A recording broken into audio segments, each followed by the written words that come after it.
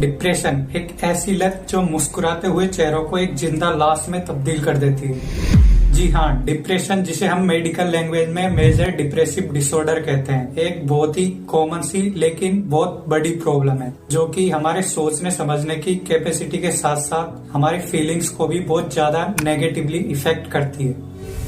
Basically ये एक mood disorder होता है जो लगातार आपकी सैडनेस को बढ़ाता रहता है एंड धीरे धीरे आप उन चीजों में अपना इंटरेस्ट खोने लगते हो जिन्हें आप पहले काफी ज्यादा एंजॉय करते थे।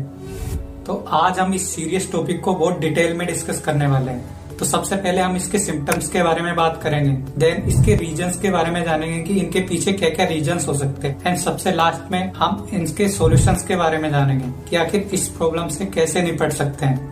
तो चलिए बिना किसी देरी के शुरू करते हैं।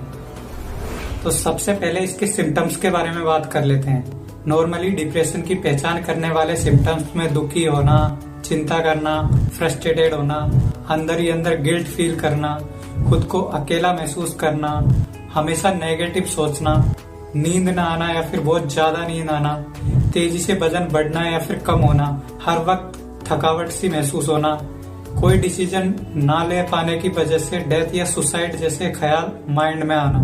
तो ये कुछ ऐसे सिम्टम्स है जिनके थ्रू आप एक मेंटली डिप्रेस्ड पर्सन के बारे में पता लगा सकते हैं।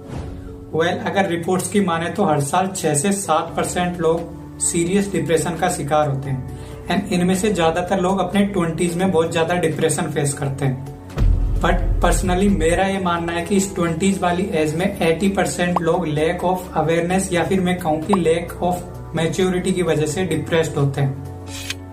यहाँ पर सब लोगों के अपने अपने पर्सनल रीजंस हो सकते हैं जिनकी वजह से वो डिप्रेशन फेस कर रहे हैं, जैसे कि किसी का ऑफिस रिलेटेड वर्क हो सकता है या फिर किसी को करियर की टेंशन हो सकती है या फिर किसी का रिलेशनशिप फैक्टर भी इसका बहुत बड़ा रीजन हो सकता है। रीजन चाहे कुछ भी हो, लेकिन इन सारे डिप्रेशन का सॉल्यूशन प्रोसेस लगभग एक जैसा ही होता है, जिसमें पहला पॉइंट है आइडेंटिफाई योर प्रॉब्लम।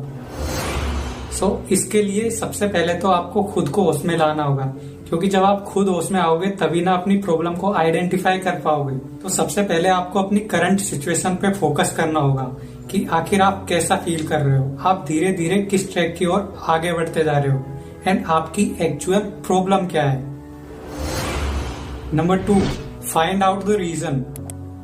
अब जब आप अपनी प्रॉब्लम को फाइंड आउट कर चुके हो, अपनी करंट सिचुएशन को समझ चुके हो, तो अब आपको इस प्रॉब्लम के पीछे के रीजन को फाइंड आउट करना होगा कि आखिर ये प्रॉब्लम क्रिएट ही क्यों हुई, ऐसे क्या रीजंस रहे जिनकी वजह से आज मैं इस तरह के डिप्रेशन को फेस कर रहा हूँ और आखिर क्यों मैं इस डिप्रेशन को खत्म करने की बजाय धीरे धीरे इसे और बढ़ाता जा रहा हूँ। तो बेसिकली आपको अपनी प्रॉब्लम का बेस फाइंड आउट करना है कि उसकी स्टार्टिंग आखिर कैसे या फिर कहाँ से हुई। Now number 3, observe and decide. अब इस नेक्स्ट स्टेप में आपको अपनी प्रॉब्लम को बहुत ही बारीकी से ऑब्जर्व करना होगा ताकि आप फाइनली कुछ डिसीजन लेने की हालत में पहुंच सको। तो लगभग हर प्रॉब्लम की तरह अगर आप इस प्रॉब्लम को भी ऑब्जर्व करोगे तो पाएंगे कि आपकी जो भी प्रॉब्लम है उसमें 2 सिचुएशंस पॉसिबल है।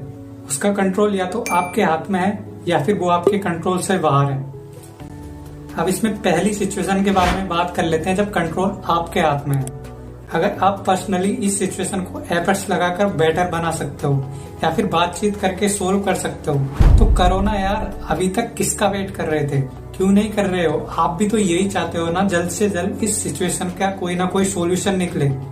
तो अगर प्रॉब्लम का सोल्यूशन आपके हाथ में है तो आप जितने एफर्ट्स लगा सकते हैं उस प्रॉब्लम का सोल्यूशन पाने में प्लीज जरूर लगाइए। नाउ दूसरी सिचुएशन जब सब कुछ आपके कंट्रोल से बाहर है। इस कंडीशन में जब आपका अपनी प्रॉब्लम पर कोई कंट्रोल नहीं होता, आप चाहकर भी उस पर्टिकुलर मैटर के बारे में कुछ नहीं कर सकते, चाहे आप अपनी पूरी एडी चोटी का जोर लगा दो, अगर वो होना है तो होकर ही रहेगा। आप उसके आउटपुट को कंट्रोल नहीं कर सकते। और अगर ऐसी ही बात है तो आप उस प्रॉब्लम के बारे में क्यों सोच रहे हो? आपके सोचने भर से क्या उस प्रॉब्लम का सॉल्यूशन निकल जाएगा? नहीं ना। तो कुछ नहीं होने वाला फालतू में उस चीज का लोड लेने से, उल्टा आपकी मेंटल हेल्थ और ज्यादा बिगड़ जाएगी। Let it go, just forget about it. हाँ, यहाँ पर कुछ लोगों की सबसे बड़ी प्रॉब्लम ये रहती है कि तुम्हारे लिए तो कहना आसान है, सबके लिए सिचुएशन वैसी थोड़ी होती है, इस प्रॉब्लम को बुलाना उतना आसान नहीं है जितना तुम समझ रहे हो। अच्छा, आसान नहीं है तो चलिए आसान बना देते हैं। लेकिन अगर आपको इस सिचुएशन से बाहर आना है तो एक्शन तो आपको खुद को ही लेना पड़ेगा ना बॉस। तो एक्शन लेने के लिए आपको कुछ पॉइंट्स पर काम करना होगा, जो कि कुछ इस तरह है। Point number 1, get out of the door. अक्सर जब लोग बहुत ज्यादा डिप्रेशन में चले जाते हैं तो वो खुद को एक कमरे तक सीमित कर लेते हैं एंड उसी चार दीवारी में पड़े रहते हैं। इसकी वजह से उनका डिप्रेशन दुगनी तेजी से बढ़ता है। इसलिए अगर आप डिप्रेशन से बाहर आना चाहते हो तो सबसे पहले आपको उस चार दीवारी से खुद को बाहर निकालना जरूरी है। Now number 2, engage with people. जब हम अकेले में होते हैं तो सेम वही थॉट्स बार बार हमारे माइंड में घूमते रहते हैं, जिससे बार बार डिप्रेशन बढ़ता जाता है। तो उस रूम से बाहर निकल के लोगों से मिलने की कोशिश कीजिए। अब इससे होगा क्या, हमारे माइंड को एक मैसेज जाएगा कि कहीं मेरी सिचुएशन के बारे में लोगों को पता ना चल जाए, वरना पता नहीं वो कैसा बिहेव करेंगे। एंड इस डर की वजह से आप लोगों के सामने ऐसे फील करवाने की कोशिश करोगे जैसे कि आपके साथ कुछ हुआ ही नहीं। एंड अल्टीमेटली हमें भी तो यही करना था। Now number 3, share your problem. अब एक बात हम सब जानते हैं कि अगर हम किसी प्रॉब्लम को खुद तक सीमित रखेंगे, किसी और को नहीं बताएंगे, तो इससे वो प्रॉब्लम बढ़ने वाली है, उसका सॉल्यूशन नहीं आने वाला। तो जो भी आपके खास दोस्त है उनके साथ अपनी उस प्रॉब्लम को शेयर कीजिए ताकि वो आपकी कुछ ना कुछ हेल्प कर सके। इसके अलावा आप उन लोगों के साथ भी अपनी प्रॉब्लम शेयर कर सकते हैं जो कि उस स्पेसिफिक फील्ड में एक्सपर्ट है, ताकि वो आपको उस डिप्रेशन से बाहर निकलने के लिए एक अच्छी सजेशन दे सके। अब number 4, get yourself busy. Depression से डील करने का ये सबसे सिंपल एंड फास्ट तरीका है, जिसमें आपको खुद को किसी न किसी काम में बिजी रखना होता है। अब इसके लिए आप सिंपली कोई नई हॉबी अपना सकते हैं, क्योंकि जब भी हम कोई नई चीज ट्राई करते हैं तो हमारा माइंड अपनी सारी अटेंशन उसे दे देता है। और यही तो हम करना चाहते थे कि कैसे भी उस प्रॉब्लम से अपना अटेंशन ब्रेक कर पाए, क्योंकि अल्टीमेटली डिप्रेशन एक माइंड गेम है, इससे ज्यादा और कुछ नहीं। Last but not the least, number 5, medical and psychological treatment. अगर आप अभी तक बताए गए चारों पॉइंट्स ट्राई करते हैं एंड इसके बावजूद अगर कुछ सॉल्यूशन नहीं निकलता है तो इसके बाद भी एक आखिरी ऑप्शन बचता है, वो है एक्सपर्टाइज का। अब इसके लिए सिंपली आप किसी अच्छे डॉक्टर या फिर साइकोलॉजिस्ट के पास जाइए, उन्हें अपनी प्रॉब्लम के बारे में बताइए एंड उनके सजेशन के अकॉर्डिंग उनके ट्रीटमेंट को फॉलो कीजिए।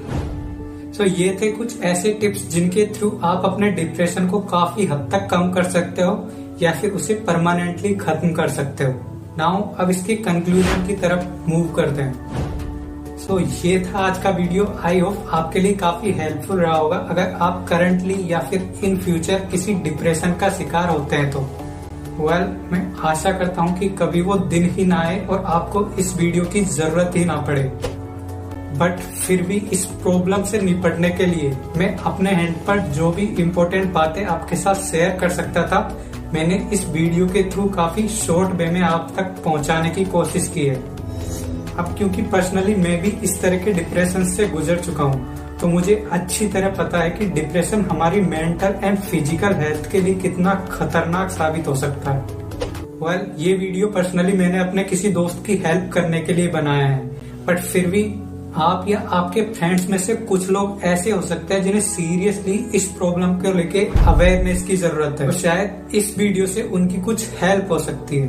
तो अब आप इस वीडियो को उन्हें शेयर करके या फिर अपने स्टेटस पर अपलोड करके अपने उन दोस्तों की डायरेक्टली या फिर इनडायरेक्टली हेल्प कर सकते हो जो इस टाइम उस डिप्रेशन फेज को फेस कर रहे हैं, लेकिन कहीं ना कहीं आपको अपनी प्रॉब्लम बताने से डर रहे हैं। आई होप इस वीडियो के थ्रू आपको काफी कुछ सीखने को मिला होगा। And that's all, point love to do.